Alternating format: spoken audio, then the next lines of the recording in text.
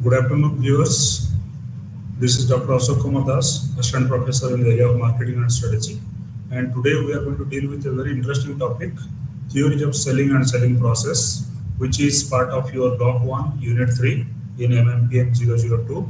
The subject is Sales Management, of course. So let's understand the precarious world of selling and try to really find out a link between how selling really works and how exactly a salesperson can be successful if he masters all the selling skills and he understands selling processes, and of course he's a lot about the selling theories. If you go to a normal sales guy working in any organization and ask him, do you have a plan? Do you have a process in trying to figure out who a customer can probably be? And do you really know the tricks of really trying to settle a deal with a customer? Chances are that he might be really not aware that there is in fact a theory of selling, and selling can in fact be described as a process because it has got to really pass from stage 1 to stage 2 to stage 3 like this. And the irony is that many salespeople are not really trained into this particular aspect, like understanding the theories of selling and appreciating the fact that selling can be a process. If you really look closely during all the interaction that a salesperson really tries and does with all the customers, you will understand that there is a method to the madness. There is a way in which the salesperson is really trying to make the customer happy, or is trying to really make the customer understand that here is a product, or here is a solution, or here is a service which can satisfy the customer's needs. But the fact is, if you really go and have a look at the people who are highly successful in the arena of sales management, they will tell you, yes, we know that there are certain theories which you have got to understand and appreciate. And selling is in fact a process. It doesn't really start from nowhere and really doesn't end at anywhere. It is not a nowhere and end, anywhere kind of a game. It is having a systematic approach to the entire process.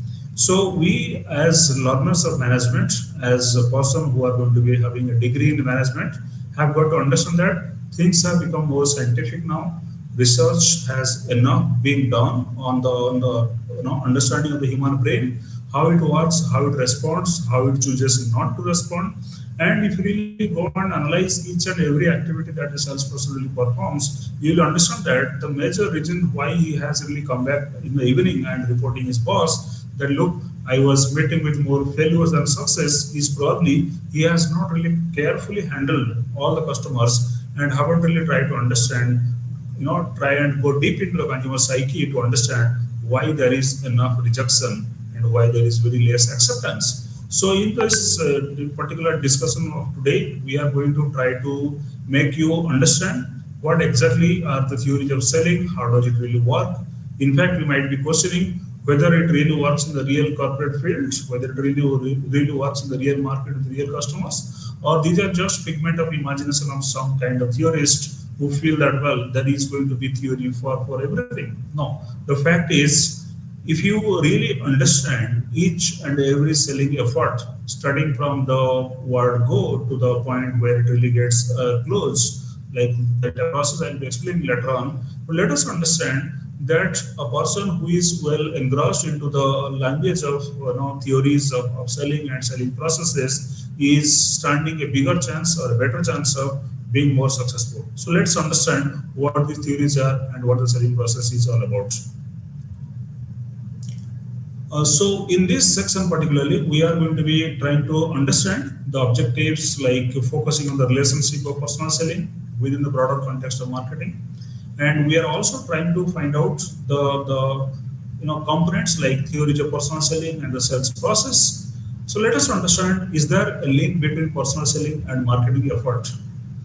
You are trying to understand that every marketing effort that is directed towards kind of generating a revenue or generating profit for the firm is primarily or squarely, you can say, dependent on personal selling, because the overall marketing strategy of an organization is also going to be emphasizing the role of personal selling in achieving the marketing objectives. See, it's a pretty simple business. You have got a product or you have got a service, and you have got to either create a customer, or you have got to really go and meet a customer who is already waiting in the wings for you, and he is really ready to buy your product because you are searching for it. So it is either way, it really works for you. Either you are able to create a customer out of nothing, out of nowhere, or there is a customer who is readily available, and you have got a product or a solution or a service which is kind of amply capable of trying to satisfy the customer's needs. In whatever way you look at it, you are trying to be dependent on your personal selling efforts for your marketing achievements. So, what is the broad basic difference between advertising and personal selling? You might be wondering, well, if I do not go for personal selling, or I really do not indulge in a lot of personal selling activities, can advertising really replace my job? The answer to that is probably advertising really supports, it really supplements, but advertising cannot be a complete thorough replacement of personal selling.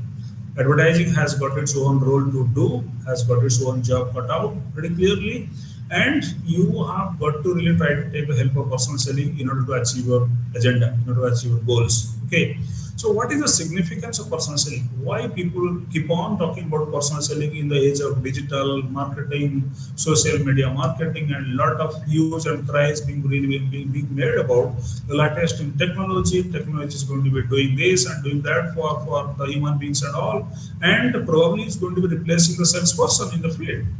I think we are not yet truly into that kind of an era where technology is going to be completely thoroughly replace the human touch. The human beings are going to be seeing and understanding and appreciating and trying to find a solution for the emotion that he sees or notices in another person. So you want to understand the importance of person selling in the contemporary business landscape. What is a contemporary business landscape like? I think it has gone for a drastic change. It has gone for a massive sweep, shift, you can say. So whether you agree or you don't agree, the fact is that the business landscape has gone for a massive turnaround in the last 10, 15 years. People have become more alert as customers, people have become more knowledgeable, people have become more informative, people have also become pretty choosy and pretty discerning, so to say. So when you are having a customer who understands your product much before you really go and approach him, listen me, you are going to be taking your product to the customer, and much before the customer really sees you approaching the customer with the product in hand, he has already researched about the product.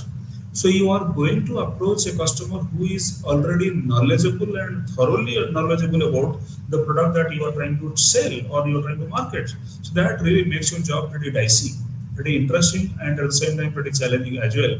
Whether it is challenging or it is interesting, end of the day, you have got a target to achieve as a salesperson, and you have got to appreciate the fact that if I do not achieve the target, probably my job is at stake.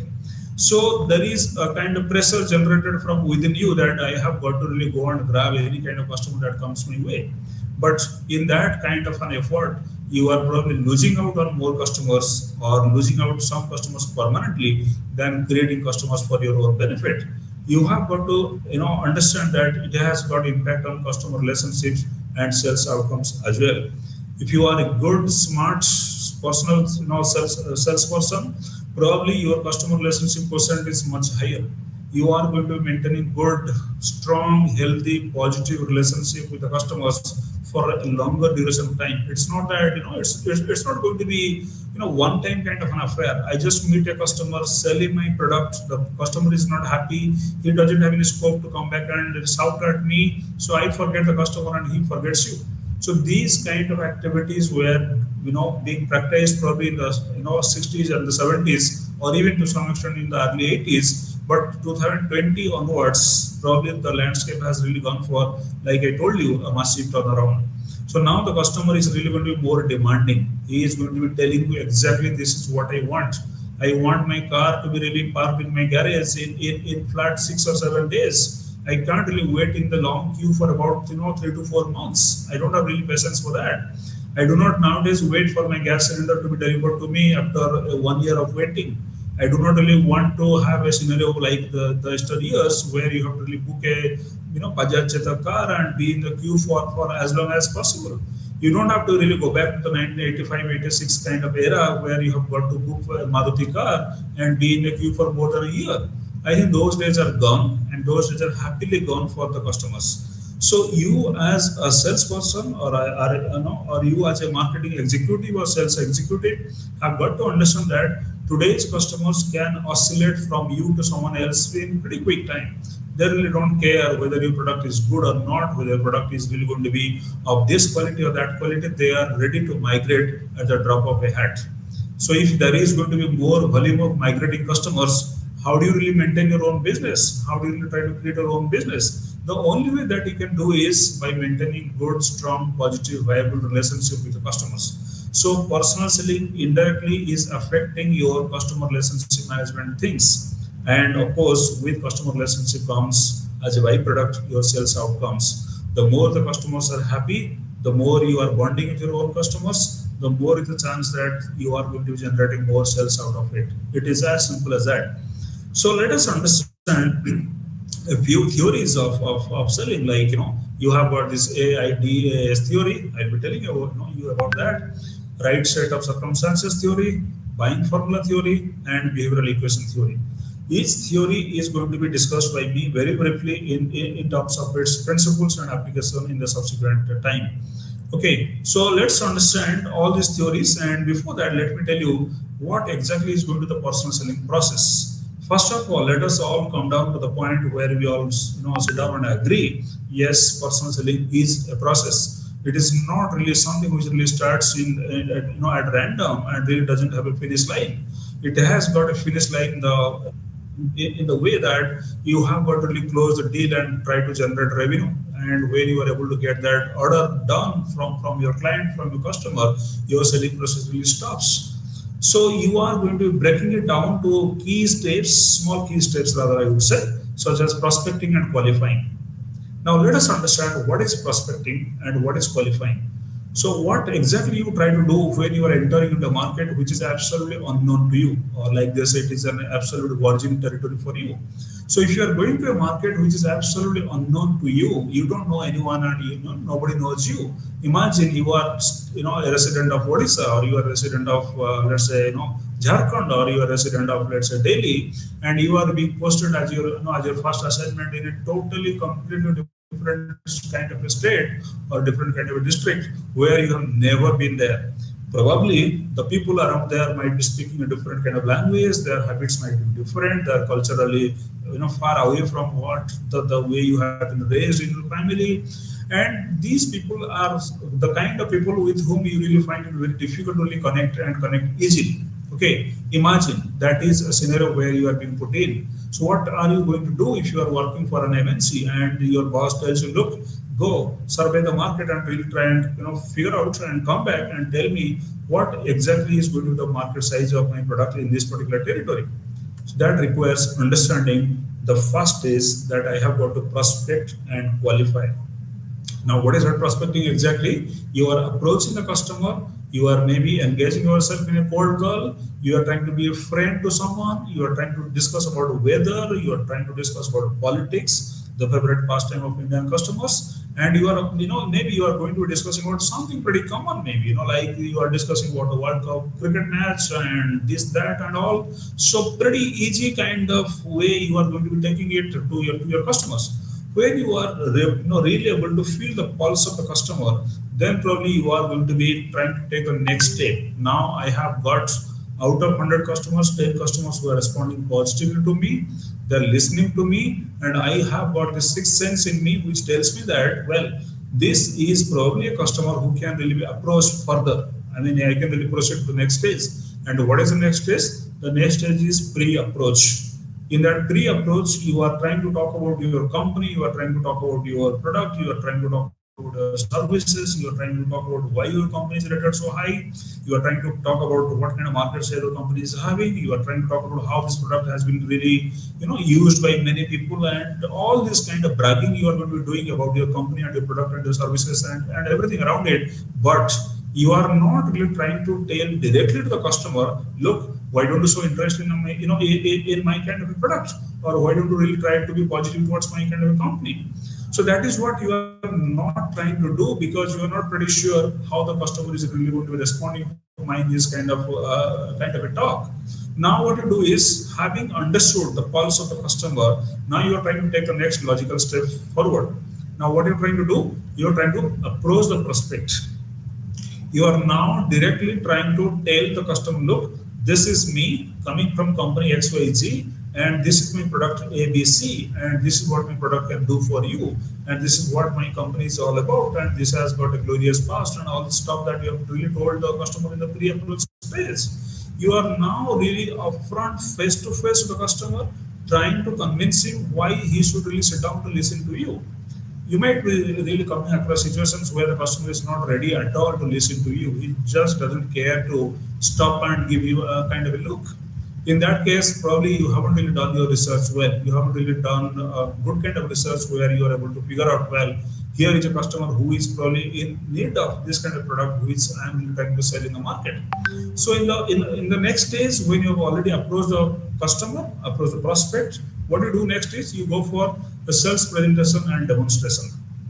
Probably, in my understanding, when the customer is ready for presentation and demonstration, half of the battle is already won. Now the customer is showing nice interest, terrific interest for the product. Now is the time to really, go for the kill, as they say. So when you're doing this presentation and you are doing a demonstration of your product, maybe if you are trying to sell some technical kind of product, you have got to give a physical demonstration of the product. Or if you're trying to sell a service, presentation is enough. You are trying to make him see the big dreams. You are trying to make him see the big picture. You are trying to make him understand the whole experience of enjoying your service and all. That can be really done and done very rightfully by the sales presentation. Once your presentation and demonstration is over, now is the time to really try to talk sense, to talk money. Negotiating sales resistance or buyer objections. Not every customer is going to be convinced. I mean, if you really go by the statistics, probably after sales presentation and demonstration, many customers get converted than many customers being really running out of your presentation and demonstration kind of a thing. Well, you have got to also understand the fact that not all presentations are really directed towards the exactly classified grouped kind of customers. You might be really having a completely heterogeneous groups of customers who do not have a similar kind of pattern of demand, who do not really exhibit the same level of commitment, who do not have the same pattern kind of a need for the product and the services. In that case, you will find that there will be going a lot of questioning. There will be going to be a lot of resistance or a lot of objections. Why this? Why that? Why not this? Why not that? How do you really explain this? Why can't you explain that? Why do you say that your product is the best in the market? What I have got to do with your sales figure? Why should I really be concerned about your company having a heritage presence in the market? These are the most likely questions that can really come from a customer who is really going to be a serious customer. The problem is with the normal sales guy, he understands that a customer who is going to be coming up with objections or resistance is a customer who has to be avoided. My philosophy is, my theory is, if a customer is asking you questions, he is really deep into it.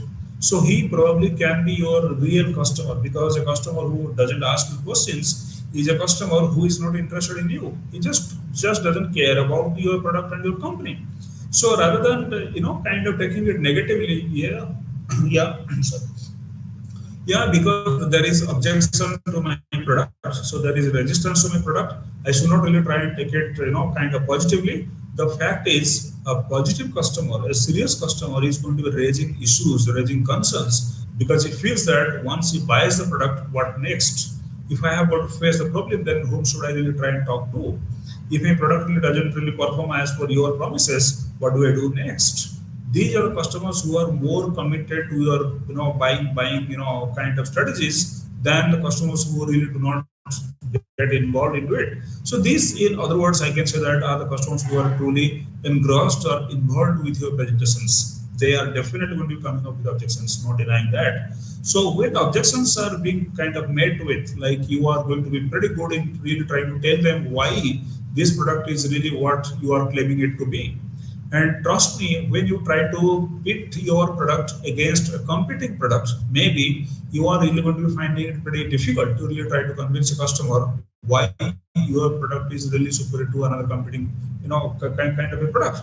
The fact is, you might be really genuinely superior to your competing products, but if the customer is already obsessed with the competing products for last so many years, in other words, In typical marketing language, if the customer is a brand loyal customer of the competing product of your company, then probably he is going to be raising unwanted, unnecessary issues or objections, which you might be really finding it pretty filmy. But again, you have got to really try to go to the level of the customer and try to really make him appreciate, well, here is my company, here is my product, here are the differences, these are the differences which are truly verifiable. Try figure it out whether my company is good or the product that you have been using for last 2 decades or 3 decades is really good. Once this resistance or this kind of objection stage is over, I hope it really gets over, and you really go to the next stage. You really do not keep on kind of getting engaged with the objections handling or the resistance handling for far too long. Otherwise, you might just end up doing that only. You might just as well be kind of relegating yourself to answering the queries. What do we do next? My job is to resist the temptation of really not falling into the trap of asking, answering questions and keeping on answering questions without really going to the next stage. The next stage really is a pretty crucial stage for the entire selling process. What is that? You have to close the sales. The debate is fine, the discussion is fine, the arguments are good, the deliberations are pretty nice also, but there has to come a point where you are going to be really closing the deal. Now the debate is over, sir. Let's really try and settle for the product sale. So you sell the product, you close the sales, you close the sales process. Okay. When you close the sales process, it is not yet over. When it really gets completely over, when you are going to be doing a follow-up and you are going to be servicing the account. Now, what is that follow-up? Sometimes you might end up chasing a customer. The customer might say, yes, I am ready, I am willing, I am really more than willing to buy your product, and I am going to be buying it at a certain other date. He might just as well feel pretty comfortable in deferring the decision. And when you find that here is a customer who is trying to defer the decision, then you have got to really keep on following up. This following up can be really frustrating in a country like India, where people really come up with silly excuses like, I'm in a meeting, I don't really have time to talk to you right now. I'm in a trip abroad, I will come back after 7 days or 8 days. He never receives your call, he blocks you for whatever reason. And follow-up can be the most challenging, the most frustrating, sometimes most depressing as well. And you have to be patient enough to try and really keep on doing the following up, because that is where you have really wasted your time in figuring out or in pre-approach or approach and sales presentation and demonstration, negotiation regarding the sales resistance or buyer objections, and you have reached this stage where it is really wasteful for you to try and let it go. And once the follow-up is being done and finally you get the client, then you have got to really service the account. Ironically enough, in a country like India, where the sale is done, they really try to understand that, well, the sale is done, the customer is now in my pocket or now in my kitty. Now I can really try and do whatever I want to do. I just don't care about the customer's feelings and his sentiments and his emotions and all. The fact is, this just works the reverse way. If you have a customer who has really come after kind of eliminating all of the competing options before him, and you now feel that because he is already with me, he can't really run away from me. Nowadays customers are very smart. They are waiting for the next best alternative where they are really going to be quickly running away from you, and they are not really going to be giving any clue about it. They are not really going to be declaring to you, look, if you don't do this, I am going to be shifting from you to someone else. They are going to be silently shifting. That silent shifting is going to be contributing very negatively to your bottom line, to your revenue, to your image in the market, to of course your market share. So please be very careful when you have got a client. It is your primary responsibility to try and give the maximum possible best service that you as a company or you as an individual can possibly do.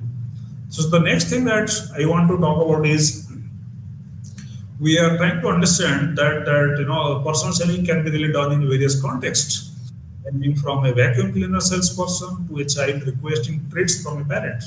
Imagine your days as a kid, or imagine that your kids are requesting for a treat from you. How do they say it? How do they approach you? Are they really going to be aggressive about it? Most probably no. Are they really going to be pretty soft and pretty much benevolent towards you? Probably yes. So the widespread experience of personal selling in both professional and personal interactions is something which is really noticed in the real corporate life as well. Like I was giving the example of a vacuum cleaner salesperson. A vacuum cleaner salesperson is really going to be very nice and gentle and soft and kind of easy with you to begin with, because he understands that the customer is not always ready to listen to him. Even I have found in some scenarios where the vacuum cleaner sales guy really knocks at the door, pushes the calling bell, nobody looks at him. Even if people really open the door, they really don't allow him in because they feel that this is a sheer waste of my time and energy and my kind of precious experiences and all. So why should I do it? So the vacuum cleaner sales guy has got to understand that the customer is not at his beck and call. He has got to be absolutely polite, absolutely nice and gentle with the customer so that at least he gains entry into the household. Once you gain entry into the household, then only you can think of doing the next thing. What is the next thing that you can do? Because it is a technical product, so you have to go and give a demonstration. Can you involve the whole family into the demonstration kind of activity? Probably no. You have got to be smart enough to understand who is the true decision maker of the entire family. Maybe in a family of let's say 5 to 6 people, you have got to be really smart enough to understand, well, this is the person, maybe the homemaker in the lady is the real person who is really going to be taken care of. And the vacuum cleaner sales guy understands that if the lady in the house is convinced, the rest are going to be falling in place. So this has got to be really understood by the vacuum cleaner salesperson. And this is again going to be talking about fundamental role of personal selling in achieving marketing goals. What is it? What is the fundamental role of personal selling in achieving marketing goals? Particularly when you are trying to increase your profit through sales and meeting your customer needs. See, how do I increase my profit? It's a pretty simple equation.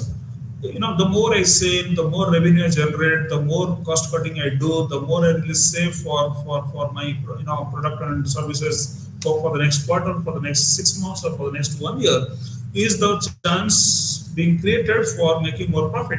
So in increasing profit, particularly in case of increasing profit only, sales is mandatory.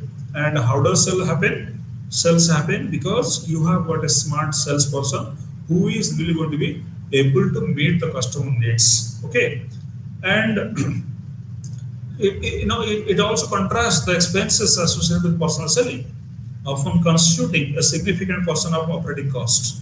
So you have a personal, salesman who is really going to be doing the selling on behalf of the company, and he is also going to be incurring costs, what we call as your operating cost. Okay, and if you compare this with the advertising expenses that you do in different companies, probably this is a little bit on the lower side because advertising expenses in big companies are really huge. And particularly, let me give you concrete examples of it. If you talk about the pharmaceutical industries and contrast this with FMCG, for example, FMCG companies or FMCG industry as a whole is really spending an extremely exorbitant amount of money on advertising for the very simple reason that every customer is going to be buying my product and every customer is my potential customer, and my product is really going to be a product which is going to be used more frequently than a pharmaceutical company trying to be making use of its own product and all. Okay, particularly in industrial product manufacturing where specialized knowledge is crucial, personal selling emerges as a major force. I told you probably in my last session that if we are talking about industrial product manufacturing, you have got to be technically sound. You have got to understand the inside out story of the entire product, the way it is being manufactured, the chemicals that goes into it, the different kind of combination which really makes the product as an output, and how exactly this product is going to be solving the purpose in the other industry where you really want to try and to sell it. So these are the kind of specialist knowledge which is really very crucial to understand by the salesperson who is dealing with industrial products. Excuse me for just 10-20 seconds maybe.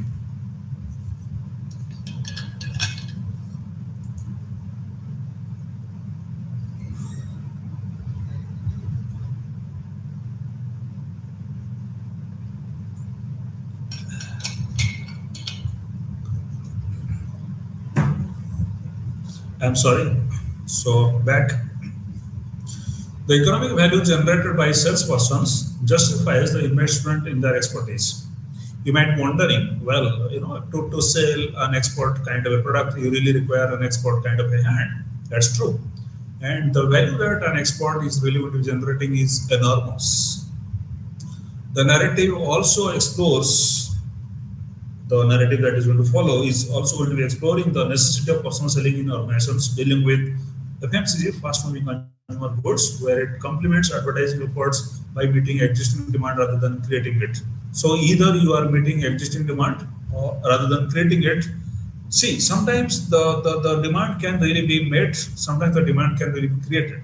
And in many cases, you find that the demand which is really being met is pretty easier to be done than the demand which can really be created.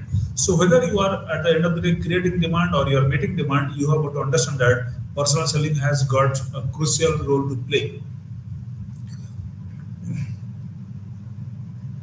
The broader marketing mix that is, that encompasses the four P's like traditionally people have been talking about it: your product, your price, your promotion, and your place. That's the distribution part of it. This consists of six key elements. What are those six key elements? Personal selling, advertising, public relations, direct marketing, publicity, and sales promotion. Okay. Now let us understand out of these six, like I told you already, personal selling, advertising, public relations, direct marketing, publicity, and sales promotion. Out of these six, you have got to understand that the personal selling plays an integral role in the overall marketing landscape purely because of the simple reason that it is positioned as a direct and influential method of interaction between organization representatives and potential buyers. This is direct because there is a sales guy who really goes and meets a customer, talks to him as another individual, as another person, and this is most influential because two human beings are exchanging ideas, two human beings are really trying to be negotiating about things. They understand the pulse of each other, they understand the emotion that is being displayed, they understand the positive emotions, the negative emotions, the neutral vibes, right? Everything is really kind of observable by the individual. Whereas in other ways, like your publicity or your sales promotion or your advertising or your PR, that is public relation, there is no direct face-to-face contact with the customer. And every human being, like I must have told you many times, has got loads of emotions, and the emotion has to be met. The emotion has to be understood. A human being is not buying a product because of its physical dimensions. The person is buying the product for what it can do to his problems. He is not buying a product like they say in marketing. He is buying a solution to the problem that he has. Okay, so the definition of personal selling, if you have really kind of had it earlier, is defined as the process where representatives sorry, directly engage with prospects to convince and persuade them to make purchases. So what is here being done is you are directly engaging with prospects. Who the prospects are, I have already discussed. What you're trying to do, you're trying to convince and persuade. Convince and not stop at that. Persuade is more important. You are persuading them to make purchases. You are not really trying to tell them, look, this is my good product, this is my good company, this is my good services, these are my deliverables. Because these are good, because this is being produced by an MNC, because this is produced by a company which is having 100 years of heritage behind it. So that's why you have got to buy it. There is nothing called got to buy it. You have got to ensure that the customer is truly convinced, is genuinely persuaded, so that he really shows his own interest of his own towards you, where you are just trying to be fulfilling his requirements or his demands or his needs or wants or desires, whatever term you use for that. So this is in conjunction with other components of the promotion mix and marketing mix, which serves as a means to implement marketing plans and strategies. So salesmanship or selling skills or personal selling skills doesn't really stop at only selling the product and forgetting the customer and forgetting the product. No, it really can be instrumental in creating so many things for the company. Like for example, you are generating good customer relationship management processes. You are trying to make your customers happy. You are trying to do a study regarding who your best competitor is, what probably can be the competing plans like, and lot many things. That is a huge gamut of stuff that a salesperson going to the market comes back with.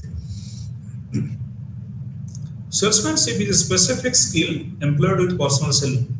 Let's agree with this, that this is a specific skill which is not really being kind of demonstrated by lot many people. You will find that there are a lot many people who really hesitate to talk to strangers, who are really pretty poor in trying to find out a connection point between themselves and someone else who might be just a kind of a no one for them. The interconnected nature of these concepts is traced here, with personal selling being a subset of the promotion mix and promotion itself being a part of the broader marketing mix. Now, if you have any kind of feeling that, well, what personal selling fails to achieve, advertising can really complement.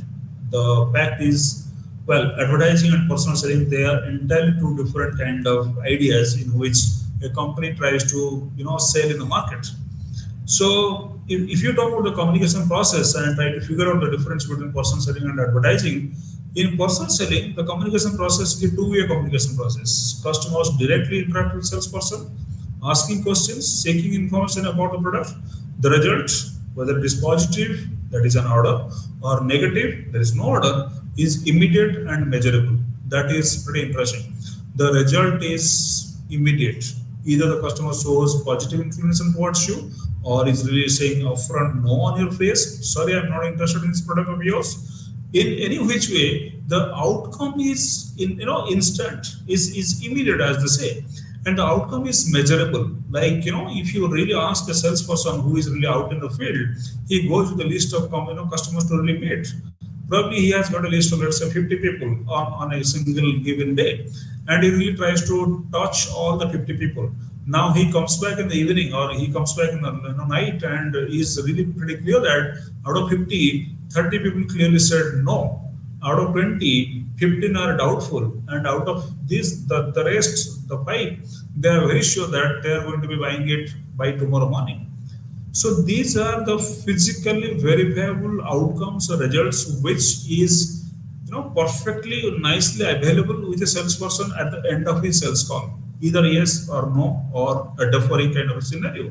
But in advertising, this is going to be a one-way communication. I advertise, you really get exposed to that. I'm not pretty sure whether you are influenced or not. You're not pretty sure whether the advertisement was really not was really good enough or not. Customers do not engage directly with organizational representatives, making it challenging to judge immediate reactions, attitudes, or perceptions. Whether people are liking my advertisement or not, I don't have any clue. Whether people are going to be taking any decisions based on advertisements or not, I don't have any clue. Whether this advertisement has really been able to create a kind of impact in the market, I really don't have any reason to believe yes or no. So these are the kind of deficiencies which the advertising per se really possesses, which really makes it difficult for the advertiser to really try and get apprised about what kind of result he or she is really experiencing. The second issue that I want to raise is regarding immediate measurability. In personal selling, the results are immediately measurable, like I told you just a few seconds back, providing clear feedback based on whether a sale or order is achieved. Okay, whether you're achieving a sale or you're achieving an order, there is a very clear feedback. Yes, this product is genuinely good. We are willing to buy it. No, this product is really not really having that kind of quality that we expect it to be having. So we are not really interested to buy this. This is pretty clear. In advertising, immediate feedback on customer reactions or impact is not readily available. You might disagree and say, look, in the way digital marketing is being done, people are going to be writing back immediately their feedback, their kind of opinions about that. But how many people are truly, genuinely exposed to the advertisement that is being done through digital media, and how many people are really seriously writing about that because they are really writing as anonymous people? Nobody can really try and can understand the person who is writing is a person as he speaks about himself, or that is someone who is in the guise of that particular person and is writing on behalf of someone else. So that is not really going to be very easily measurable.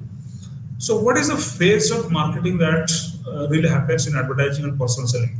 In the pre-purchase phase, advertising plays a major role in generating mass demand. There is no argument on that. If you are talking about the different phases of marketing, pre-purchase, purchase, and post-purchase, in pre-purchase, I strongly believe that advertising plays a real major role in generating mass demand and convincing customers about the benefits of the product. Why this mass demand? Because advertisement is really meant for the public at large, where a salesperson can probably not really dream of generating that kind of a mass euphoria, right? So to generate mass demand, you have got the best option available to you.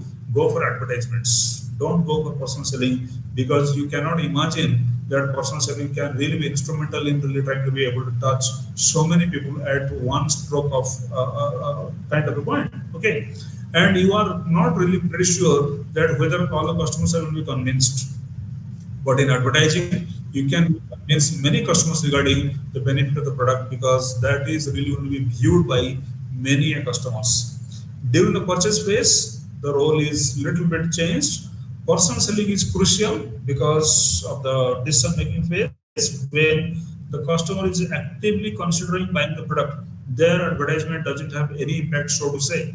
Now the advertisement has been seen by the individual. He is about to take a decision whether to buy or not to buy. Now comes the role of the personal selling guy, who is really going to come down to his place, try to hold his hand, explain him, look, this is what the product is all about. This is the company that, this has got a glorious past like this, or these are my future kind of efforts for my company, and this is the company the standing like this. Okay, now you are having a customer who is actively considering buying the product, and here comes a salesperson who is really going to be again boosting that effort of the customer. So that is during your purchasing phase. The next phase is the post-purchase phase. In the post-purchase phase, what really happens is advertising contributes to providing reassurance to purchasers about the soundness of the decision. Now, if you are talking about a globally present, company, or let's talk about an MNC or an international company which is present in, let's say, more than 170 countries all across the globe. In that case, you cannot expect that the salesperson is going to be deployed who is really going to be talking to all this population all across 170 plus countries all across the globe. This is unthinkable, impossible, and at times suicidal also. So no company should ever really attempt that in the post-purchase phase. I am going to be taking care of my customers the way I have really done it in the purchase phase. So in the post-purchase phase, advertising is more effective, or rather I would say most effective than your selling process at all. Okay.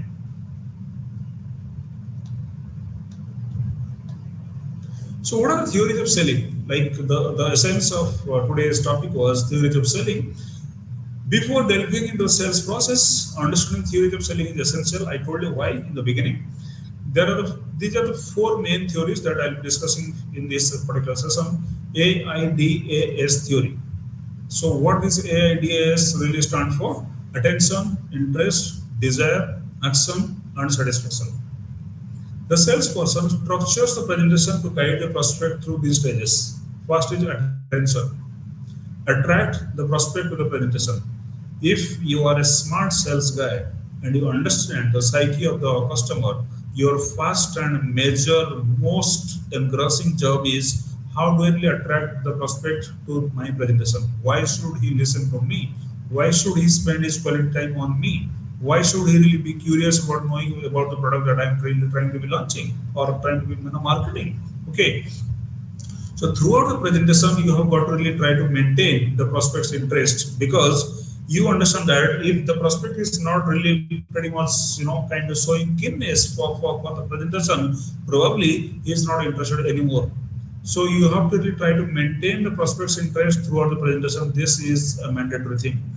Having done that, then the next best thing that you can possibly do as a salesperson is to create that desire. Now, what is that desire? You are going to be creating a strong desire in the prospect to purchase. Your presentation should be so attractive, so alluring that you are going to be helping the customer in, kind of finding a resonance with himself. Like, this is the best product that possibly I can buy, or this is the best product that possibly my money can buy. Rather, action is the next stage. Having a desire is not enough by itself. You have got to persuade the customer or induce the customer or induce the prospect to make the purchase. Now the presentation is over. It is time for action, like they say.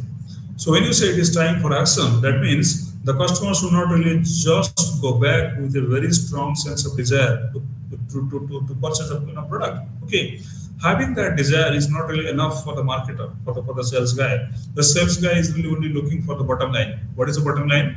Have the customer really taken a decision to purchase a product or not? If no, then your entire idea is a failure. If yes, probably you should switch to the next stage. And what is the next stage? The next stage is satisfaction. Ensure the prospect feels content with the decision. Once you create a satisfied customer, he is really going to be telling it to kind of 3-4 different kind of persons. He's really going to be taking the positive word of mouth to various other kind of customer, and probably you don't have to really do much of selling, much of marketing, much of advertising, much of anything else, because this fellow is really going to be acting like a kind of a person who is really going to be telling things like an advocate. So he is going to be advocating about your product, about your company on his own. You don't really have to do anything more about that. So the next theory that is really pretty important to understand is the right set of circumstances theory. Now, what is that theory all about? Success in sales occurs when all circumstances leading to sales are right. For example, a skilled salesperson can take control of the presentation, ensuring a favorable outcome. You might really have been exposed in your own daily life to an insurance guy coming to your house and doing a presentation, to someone like maybe nowadays people are really coming from the hospitals also, trying to really figure out why you should really try and kind of meet the doctors in this particular kind of hospital, why not some other hospitals and all. People from banks come and really try to kind of persuade you to go for a loan, maybe a home loan, maybe a gold loan, maybe a kind of two-wheeler loan or a four-wheeler loan. They are trying to sell their ideas, they are trying to sell their services to customers like you. And this theory, the right set of circumstances theory, tells you about that. You are only going to be successful only when all the circumstances leading to a sale are right. You are in need of a car. Here is a bank who is coming to you to offer a car loan, and here is a bank who is really going to be offering you a hassle-free kind of an activity where the loan is really processed pretty quick time and things are really being done pretty early. And here is the bank which also promises the lowest possible rate of interest. So these are the circumstances which lead to the sale, and right set of circumstances theory just tells about that. You have your sister's marriage coming up, or you have your kind of marriage in the family coming up. Now you see, you go to a hotel to book for the occasion, and the hotel says, fine, we are really free on that particular kind of a day. You go to the jewelry shop and the shop is absolutely not flooded with people. You really go and make pretty good kind of decision to purchase the right kind of stuff at your luxury. So these are the kind of circumstances which really try to create situations where the sales really become pretty easy and really also becomes pretty impactful. Buying formula theory. Now, what is buying formula theory is? It emphasizes the needs or problems of the buyer. The salesperson assists the buyer in finding a solution, often in the form of product or service. So the sequence of events in the buyer's mind is that I have a need, I am hungry, this is my problem. Solution is product or service. What is a product or service? The product or service is the hotel and food. Food is a product, hotel is a service. Okay, and the decision, choosing specific product or specific service. Which hotel exactly to go? Which service you are seriously trying to be really kind of enjoying? Then of course you purchase it, and the end result is satisfaction. This is a pretty age-old practice. You try to make the buyer go through the journey of his mind, starting from need, identification of the problem, to providing the solution as you are the solution provider. That's your primary job. Then helping the customer to take a decision. He is choosing you over other rival products available in the market. Then of course he purchases it, and after the purchase you ensure that the customer goes back as a satisfied or a happy customer. Then you have got a behavioral equation theory. Now this is a pretty interesting theory in the sense that it really utilizes a stimulus response kind of model, incorporating findings from behavioral research. Now, what is a drive or motive? What is a cue? What is a response? And what is a reinforcement? See, every drive, motive of yours, every cue that you really get to satisfy your motive, every response that you give to it, every reinforcement that you do, these are all very much interrelated. Like the predispositions you have, or the potential, incentive potential intensity of cues, everything that you really do, they are all directed or controlled by your drives. I'm sorry, your drives, like your motives. What exactly is the intent of your buying this particular product? Are you buying it for fun? Are you buying it because it has got some utility value for you? Are you buying it for any other reason? Or you are not pretty sure of what your real true motives are? So the Q is, you are going to be getting kind of different kind of options before you. Option A, B, C, shop A, B, C, company X, Y, Z, product M, N, O. Like you have got plenty of options to really try and choose from. Now, what is going to be your response? The response is positive. If you are eager, if you are happy to purchase it, if your response is pretty positive, like I said, then it really gets reinforced in your head. So next time around, you face the same kind of drive issue, motive issue, you face the same kind of cues, and your response is same, then it really stays in your head for a long time to come, where it really becomes a routine purchase behavior of yours. When I say routine purchase behavior, what I really mean is, you go to a particular store, buy salt every time, and you go to a medicine store, you buy your medicines every time. You go to a particular parlor or a salon, and you really go and get that service every time. These are all reinforced in your head. Next time around, you require salt, you go to the same store. Next time around, you require some medicine, you go to the same medicine store. Next time, you go for a haircut or go for any kind of parlor related activities, you go to the same parlor. So what does that really mean? That really simply means that these are the reinforcement which are completely stored in your head. Most of the sales presentations or personal selling efforts are based on one or a combination of these theories. You see, any kind of theory that you have really gone through right at the moment, they are all reflected in the real business scenario, in the real market, by the real salespeople dealing with the real customers. These are not simple theories. To get a comprehensive understanding, each stage of the personal selling process is like this: prospecting and qualifying, like I told you, qualification criteria. What is interesting is, you have got to really understand the qualification criteria as need or want. I take N from that. Authority to buy, I take A from that. Capacity to buy, I take make a purchase, M for that. Eligibility to buy, I take E for that. We call it as name. Qualification criteria is otherwise known as name criteria. Assessing if the prospect has a genuine need or want for the product. That is my need or want understanding. Give me 1 second.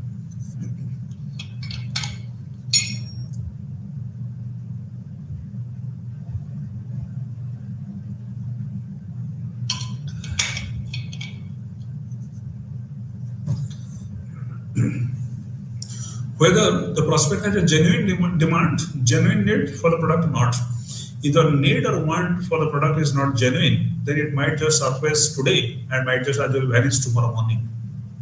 So fundamentally, you have to understand whether the prospect has got a genuine need or genuine want for the product or not. Authority to buy, determining if the prospect has the authority to make purchase decisions. You don't want to go to a house where a 7-year-old kid is expected to take a decision to buy a car. You are definitely not talking to the kid. You are definitely talking to the male in the house who is really a little bit senior, and the lady in the house. So they are the person who are having the authority to buy the product. Capacity to buy, evaluating the prospect's financial capacity to make a purchase, whether the prospect can really buy the product or not. That is something which you have got to really understand from the very beginning. If he is having an interest but doesn't have the ability, then this is just a case of a curious customer. Eligibility to buy, ensuring the prospect meets the eligibility criteria for making a purchase. For example, in our country, there are certain products which are banned. There are certain things that you cannot do as a below age kind of a person. So you have got to really try to understand that whether the prospect has got the eligibility criteria for making that kind of purchase or not. That is something which you have got to really remember. Random lead searching methods, door-to-door canvassing, which was the practice in the early 90s, late 90s as well. It ran into late 90s as well. Door-to-door canvassing, you really go and knock at each and every possible kind of a door and expect, well, some door might just kind of get opened for you, which sometimes happens, many times do not happen. Cold calls, you just randomly call people up. You collect the database from the kind of agents, from the brokers, from the people who are having a kind of club, people who are having club memberships, people like you get the numbers, you get the mail IDs, you try to talk to them at random, you try to mail them at random, you try to go and physically meet them after taking an appointment. They're all kind of cold calls. You can go for random website searches, territorial release, advertising, and email. Email marketing has become a kind of kind of fancy nowadays. Now more people are really sending emails, hoping that there is going to be some kind of authentic response from the customers, because of the very simple fact that we are going to be kind of conditioning ourselves to believe that emails are little bit more authentic, little bit more kind of awe-inspiring, you can say. Selective lead searching methods, networking, personal observation, current or ex-customers can be another source. Referrals, which really works nicely well in a country like ours. Influence groups, of course, you see a lot of influence groups really trying to be present in the digital mode and all. Surveys, internet searches, sales associates, company records, postal or e-sales letters, trade shows, seminars, conferences, contests, unsolicited inquiries, and telemarketing. Every day, whether you like it or you don't like it, whether you agree or you don't agree, every day you are flooded with at least 15 to 20 calls, which are all directed towards finding out whether you are really having a requirement for this or requirement for that. What is that? That is part of the telemarketing. They are just trying to help you, kind of appreciate the fact that they do exist and they are doing this kind of business. If possible, try to get associated with them. So sometimes it works, sometimes it doesn't. But the point is that you should not really all forget is, if you do not have a genuine need, like I told you in the beginning, like the name criteria, if you do not have a genuine need or a genuine want for a product, however fanciful the product might be, however really high sounding the service might be really like, but still you cannot really win over a customer for the heck of it. This is not possible in today's world. You are going to be doing a lot of surveys, a lot of influencer groups are going to be there, a lot of referrals are also going to be there, but they all really come down to one thing, that these are going to be converted into real customers only when two things meet. You have a solution to the problem that the customer is facing. It is as simple as that. I have a problem, you have a solution. I have a need, you have a solution. I have a want, you have a solution. I have a desire, you have a solution. I will go with you. Nothing else, nobody else. No extraordinary method is really required for this.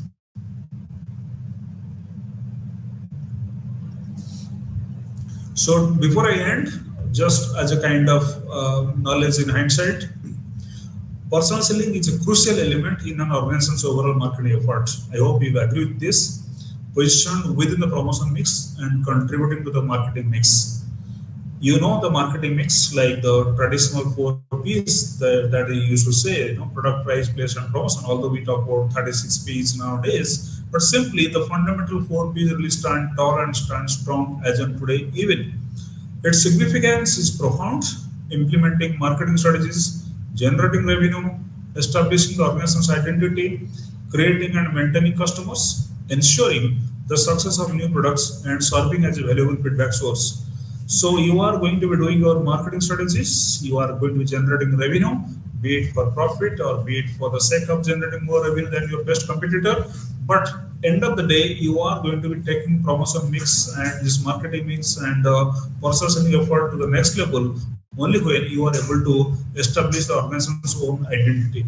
I think nowadays sales as a function, sales as a discipline has really come above the ordinary way of really trying to generate revenue for the company.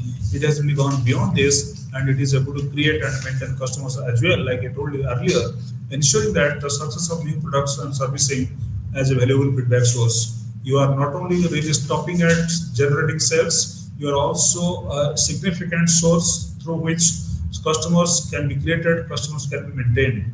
Now, this is something which is really the valuable outcome of good kind of sales activities being practiced by honest, good, flamboyant, exceedingly achievement-oriented kind of salespeople.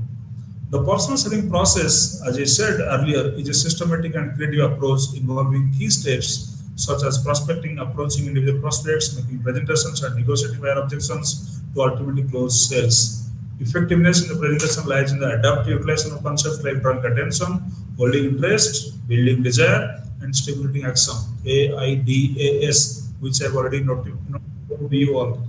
An effective salesperson identifies opportune moments to close a sales presentation, such as when customers transition from listening to actively questioning, when they show preference for an alternate close, or when positive stimuli are evident at the right time.